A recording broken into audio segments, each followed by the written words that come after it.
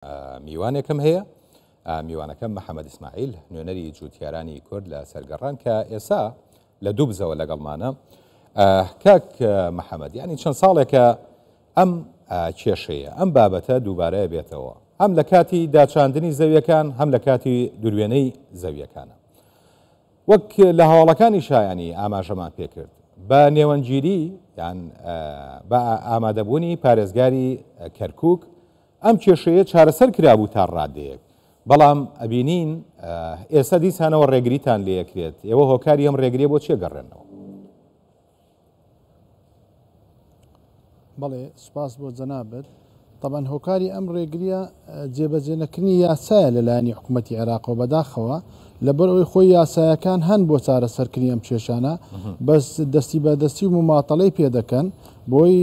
خەڵکی ئێمە دەربکەن پرۆسەکە معلومە دیارە چ مەرامێک لە دوایەتی. ئێستاش بەداخەوە دوو کەسمان گیرا بوو، دادوەربەریدان وتی نابێت لەوە دواسوپا بە هیچ شێوێک تەداخلی ئەم کێشەیە بکە. هەر دوێنێ خۆشم زانیم کتابێک لە قیادەی عملیاتی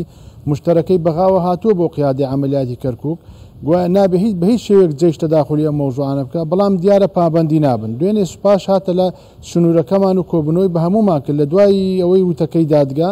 وتی بە هیچ شێوەیەک نابێت جوولە بکەن، هەر جوولە بکەن دەتانگرین. یعنی مەبەستەکە معلومە خۆی لە بە کوردی پێت نارێ دەبێ بارکەی فەرموشتا گوندمان هەیە لە سنووری دبست دەرکراوە عرب هاتوونە شوێنی ئەوان مشکلیان یە با ئیش بکەن، بەڵام ئێمە نابێ ئیش بکەین ئەبێت چۆل بکەین ئەمجا ئەوان بێن مشکلنی ئەوان ئیش بکەن بەداخەوە. ینی ئێمەش بە پێی بڕیارەکان هەموو ئەو گرێبەستانە هەروەشاینەوە کۆمەڵێک گوایە قەراری دادگا هەیە. خۆ من بە دوێنێ بە قاید عسکەریەکەشم و دوو تەمامانە هەمووی بە تەزویر کراوە، هەمووی کشت و کاڵی کەرکووک بۆیانی بە تەزویر کردووە، بەڵام لەسەر ئێمە بێتە بڕیاری دادگا بەداخەوە. ئیتر ئێمە ناچار بوون وتمان لایکەم باجار رازی بن هەتا ئەوانیش هەڵەوە شوێنینەوە، چکە ئەمانە هەمووی نایاساین کراوە دژی بێ. کاک محەممەد ینی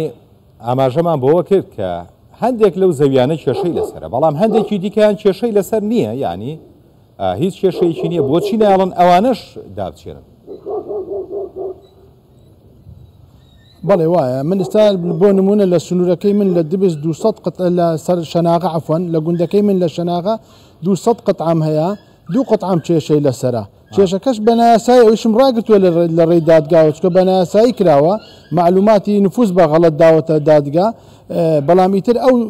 1970 قطعەکەی دیکەیان هەمووی مەنع کردووە. ئەڵێن نابێت کەس ئیش بکە، ینی عقوبەیەکی جەماعیە بەداخەوە. من دوێنێ هەر خۆشم بە زابطەکەم و دوتم ناکرێت تۆ جوندیەکت مخالەفە بکە بچی لیوایەکە هەموو عقوبە بدەیت. ئەڵێ ئەوە ئێشی ئێمە نیەوە، ئێمە ئەمرمان پێ دەکرێت چی بکەین، ئێمەش وەکو ئێوە پێمان خۆشە وەزعوانە، بەس ئێمە لە سەری خۆمان ئەمرمان پێ دەچێت پیلانەکە لەسەرەوەیە دیارە پیلانێکی گەورەیە لەو مەوزوعە.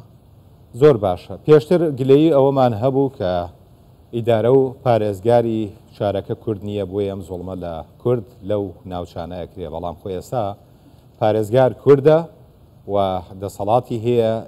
ئێوە داواکاریتان لە پارێزگار چییە بۆ چارەسەرکردنی ئەو کێشەیە؟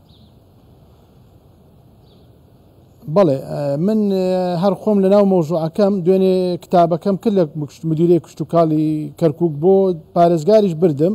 بۆی حاز بدا بە سوپا ئەو قەتعانەی کێشیان لەسەر نیە با ئیشکاری خۆیان بکەن، ئیتر چاوەڕێ ئەوە دەکەین داواکاریشین لە کاگڕێوبار پارێزگاری کەرکووک بەپەلا و کتابە جێبەجێ بکەن بۆی وەختەکە زۆر تاخیرە خەڵکی شکاری خۆی بکە، چکە بەڕاستی ئێمە هەتا پێنجشەم وعدمان بەجێشدا ئەمڕۆ ئێمە ڕۆژی شەموو دەست بەکار دەبین، ئێمە ئیشکاری خۆمان دەکەین،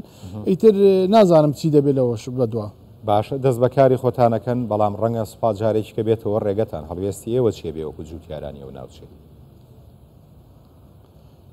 ئێمە بڕیارمان داوە، هەر من ئەمڕۆ خۆم لەگەر زابطەکە قسەم کرد، وتم لە ئێمە ڕۆژی شەموو دەست بەکار دەبین، هەر زابطێک بۆی بۆ گیانی ئێمە چین لە مەحکەمە شکایەت لەو زابطە دەکەین بەڕاستی لەبەری مادام کتابەکە هەیە عسکەری بۆی نییە تەداخل بکە. دادوەریش بە منی وت من ئیجرا لەگەر هێزە ئەمنیەکان دەکەم ئەگەر ئەم جانە هاتنە گیانتان. باشە ئەگەر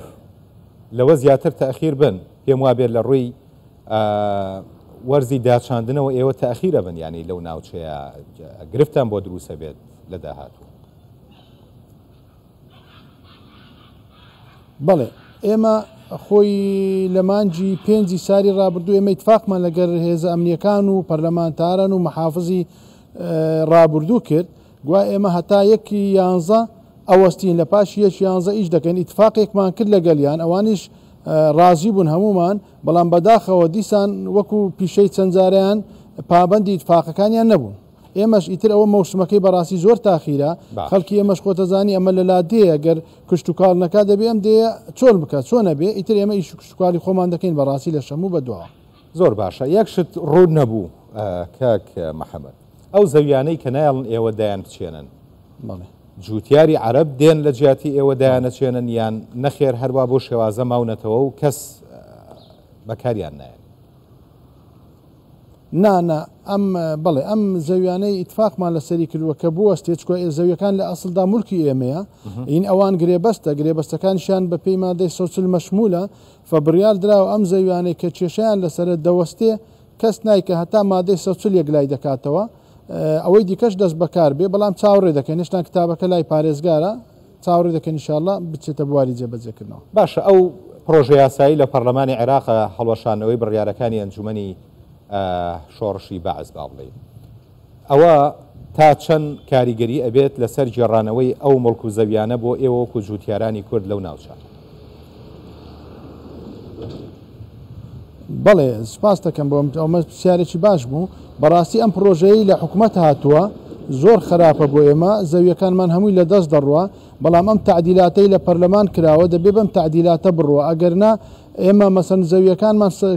کێشەیەکی زۆرمان لە کۆڵ دەبێتەوە بە واستەیەم بڕیارانە و داواش لە نوێنەرانی کورد دەکەم لە بەغدا و بە تایبەتیش کاک شاخەوان بە هیچ شێوەیەک نەستنە ژێرباری ئەوەی ئەو پرۆژەی لە حکوومەت هاتووە و نێژ لێ ئێستاش سەلاحیەتی هەیە نێژێری ئەم بڕیارانەکەی تریش تێپەڕ بێ عەفو عام و چکە ئەمەی ئێمە زۆر لەوەی عەفو عام زوڵمترە زۆر لەوانەی کە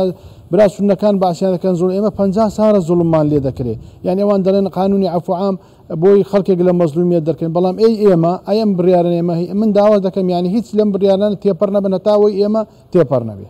زۆر باشە لەسەرم کێشەی کە ئێستا هەتانە ناڵن زەویەکانتان دابچێنن داواتان لە نوێنەرانی کورد لە بەغدا چییە بۆی بە زووترین کات بێنە سەر هێڵ بۆ چارەسەرکردنی ئەم کێشەیە و ئەو دەرفەتەی کە لە بەردەمتان ناماوە بۆ داچاندن لە دەستان نەچێت